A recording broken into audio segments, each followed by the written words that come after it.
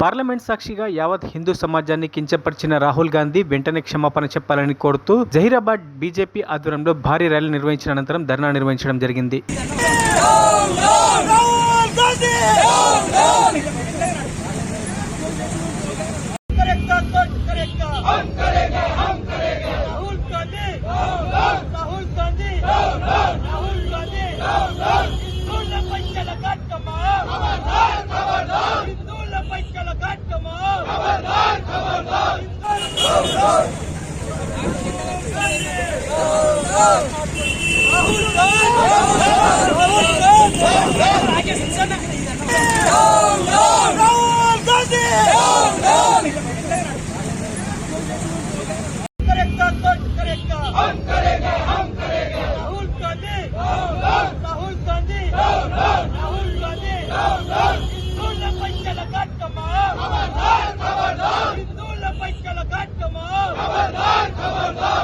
మరిన్ని అప్డేట్స్ కోసం మా ఛానల్ని సబ్స్క్రైబ్ చేయండి.